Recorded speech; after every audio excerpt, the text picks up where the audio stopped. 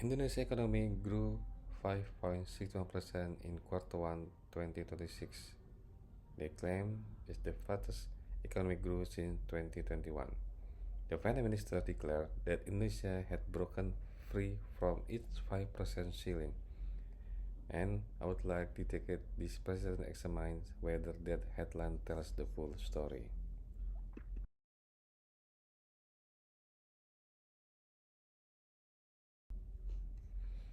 But at the exact same moment, Indonesia reported record growth, but the rupiah hit an all-time low of either 70,700, and the fiscal deficit reached 250 trillion rupiah in single quarter.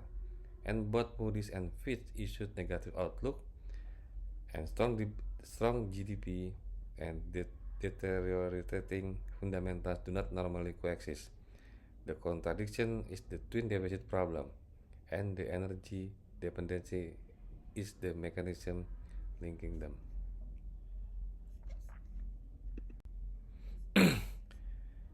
We cover 5 sections, consist of macroeconomic context, the subsidized arithmetic, the challenges, the perfect storm, and the solution and the roadmap.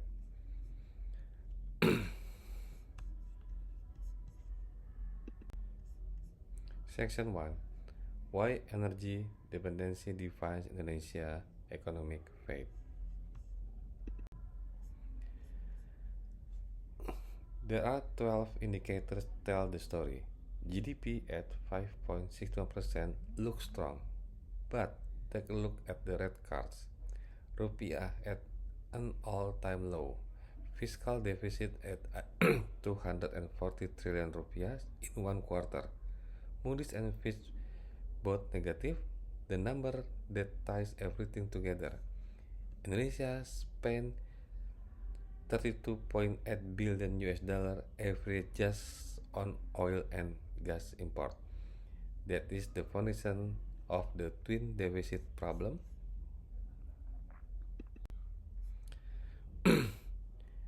Energy dependency transmit every oil price shock through four simultaneous channels. First, the fiscal channels.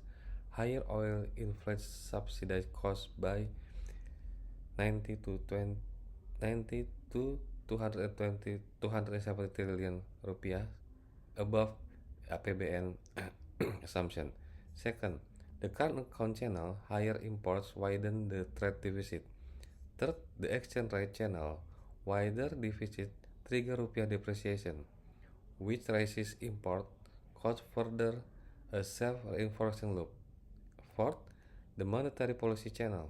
BI raises rate to defend the rupiah, which raises debt service and narrow the tax base. And all four operate at the same time. In section 2, there is the actual number, what the APBN assumed and what happened.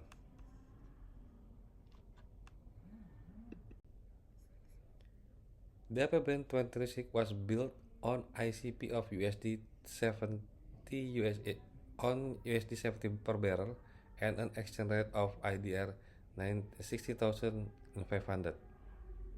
By March 2026, ICP had hit USD 102. By April, hit USD 117, and the exchange rate hit an all-time low of IDR 70,700. The critical point, both the most sensitive parameters, oil price and exchange rate, deviated simultaneously and in compounding direction. The APBN energy subsidized allocation of 210 trillion rupiah was structurally insufficient for the very first day of the fiscal year. And Indonesia meets only 37% of its own energy demand domestically. 60.2% of petrol is imported. 65% of LPG is imported. The total oil and gas import bill amount around $32.8 billion in 2025. The structural gap cannot close quickly. It took two decades. It took 2 decades to create and will take years to reduce. This chart contains the most important insight in this presentation. At the APB baseline of USD 70 per barrel, Pertalite was already being subsidized at 219.64 trillion rupiah per year. The budget was already structurally underfunded at day one. Then oil prices surged by up April 2026. Pertamina confirmed the economic price of petrol had reached around 16,088 rupiah per liter against against a regulated price of 10,000 rupiah. The gap around 6,088 per liter. Directly to on consumer receipt at Pertamina station from April 19, every $1 per barrel increase in oil price now adds 6.8 trillion rupiah to the total burden, 4 times the standard figure that was being cited. At $100 per barrel, total subsidy and compensation burden reaches approximately 896 trillion rupiah. The red bar shows the full absorption scenario. What happens if the government maintains current regulated price at 70 US per dollar? The real cost was already 592 trillion rupiah, nearly 3 times at APB allocation of 210 trillion rupiah. And at 102 USD per barrel in March, the gap reached 686 trillion rupiah, and at USD 117 April, over 840 trillion rupiah. And the flat navy blue bar at 210 trillion rupiah is the budget. The gap between the two bars is structural fiscal crisis. Beyond the domestic subsidy burden, every oil price increase simultaneously inflate Indonesian dollar import bill. As I mentioned before, at 117 US dollar per barrel, the annual oil import bill approached 820 trillion rupiah. Bank Indonesia confirmed reserve fell by 10 billion US dollar between January and May 2026 from currency defense operation. Every dollar per barrel of oil adds 6.8 trillion rupiah to fiscal burden and 150 million USD to import bill. Section 3. The domestic vulnerabilities, global shocks, and fiscal monetary risk. For domestic vulnerabilities, compound every external shock. Indonesia tax ratio of 9.3% is the lowest in the G20, leaving no fiscal buffer.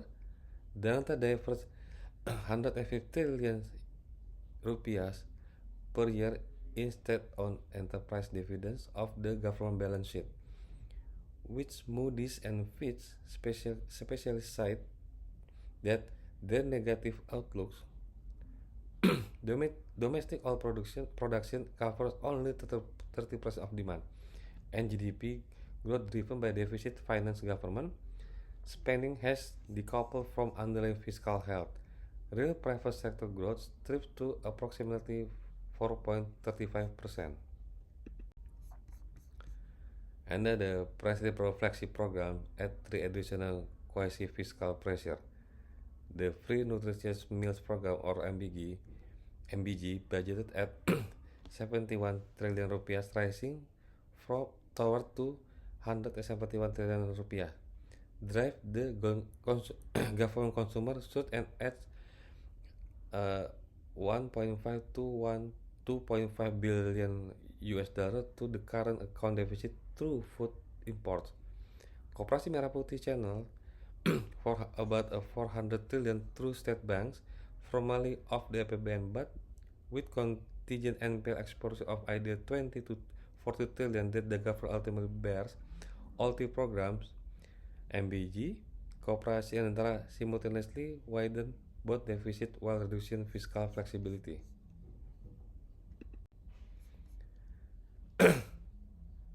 The Strait of Hormuz closure on March 5th disrupt 20 million barrels per day of global supply.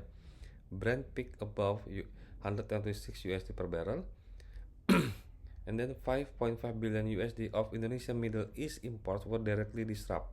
Simultaneously, 1.47 billion US dollar in net portfolio outflow hit in March and April. Societe Generale flagged Indonesia fiscal risk in May. S&P assessed Indonesia as the most vulnerable economy in Southeast Asia to Middle East energy escalation. Section 4. How three simultaneous developments create a perfect storm. The analytical framework is the Mundell and Fleming ES and LMBP model, where standard ES and LM maps the goods market through the IS curve and the money market through the LM curve. Mundell-Fleming as the balance of payment curve, the BP curve, which captures how capital now flows respond to interest rates and current account imbalances. For Indonesia, the S curve shifts right from government consumption expansion. The LM curve shifts left from the BI rate hike. The BP curve shifts down from the oil-driven current account deterioration. All three shifts are shown by the dashed lines. The critical insight: all three pressure converge on the rupiah. The BP curve bears the full weight of all three shocks simultaneously. This is why the rupiah hit an all-time low even as Bank Indonesia raised rates. GDP 5.0% driven by government consumption worsened both the fiscal deficit and the current account. The BI rate hike worsened the fiscal deficit through higher debt service while partially improving the current account through capital attraction. Oil price above $100 worsened both deficit and simultaneously with no offsetting benefit. This is the only factor that attacks both sides at once, which is why it is the most structurally dangerous. Combine the three factors at 1.3 to 2.1 percentage point to the fiscal deficit above the APBN baseline. The three factors do not just add, they multiply through a self-information 5-step loop. Step 1. The oil shock inflates both the subsidized bill and the import bill simultaneously. Step 2. While the deficit triggers rupiah depreciation, which amplifies the original shock. Step 3. BI raises rates, narrowing the tax base through the revenue channel. Step 4.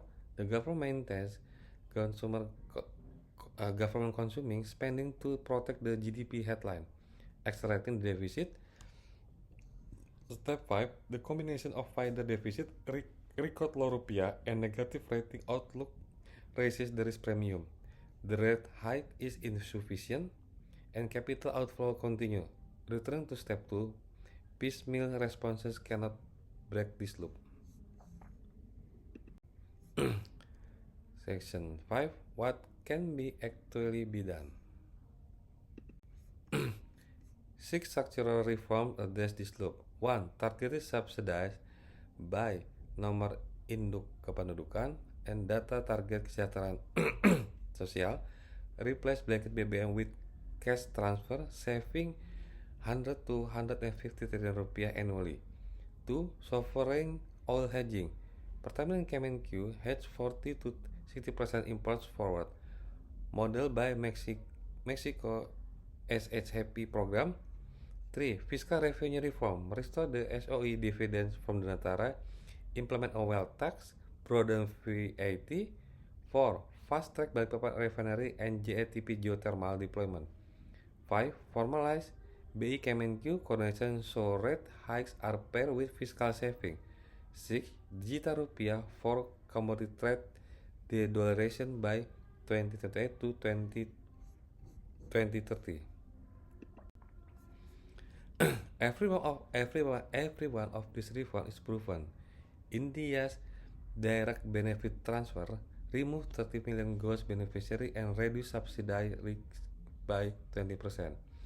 Malaysia's around 60 and 95 reforms save more than 8 billion ringgit annually while protecting the bottom 40%. Mexico's sovereign hedging saved billions every major oil crisis since 2008. Costa Rica runs on 98% renewable electricity and is effectively immune to oil price shocks. Indonesia holds 40% of global geothermal reserve. The technology and the policy model exist. The question is political will. The sequence matter. The urgent action in Q2 to 2026 are not long-term investment. They are revenue recovery measures that can happen immediately. Fix core tax, restore state-owned enterprise dividend from Danantara, and formalize the BI and Kemenq protocol. Together, I assume this could recover over 300 trillion rupiah in fiscal space without a single fuel price increase. The medium-term roadmap completes the structural energy transition through 2030. And then, Indonesian government faces a genuine fork in the road. Path A, maintain subsidies, accept a deficit above the constitutional ceiling, hope oil prices will fall. This is the politically easier today, but it leads to credit rating downgrade. A self-fulfilling debt spiral, rupiah depreciation toward to 80,000 rupiah, and eventually a market force adjustment that is far sharper than any policy chosen reform. Path B, implement targeted subsidies, hedging, tax reform, and refining investment. The outcome, fiscal deficit returns toward 3%, currency stabilize, rating outflow reverse, and the economics of Path B are clear. Political will is the only binding constraint. I repeat, political will is the only binding constraint. So we move to conclusion. I suggest 5 conclusion. 1. GDP 5.61% must a deteriorating fiscal economy. Real private sector growth is approximately 4.35%. 2. Even at the APB baseline of $70 per barrel, fertilizer subsidy was already hit 219 trillion rupiah. The budget was underfunded from day one. 3. Three stimulus shocks create a multiplicative 5-step loop at the no single policy and can break alone. 4. Without price adjustment, the true fiscal deficit 4.5 to 5.5% of GDP. 5. Path B reform are proven achievable. Indonesia's twin deficits are not inevitable. They are a symptom of an outdated economic ecosystem and an inadequate revenue base. Both are fixable. The question is whether the political will exists to act before the mathematics close the option entirely. Thank you very much.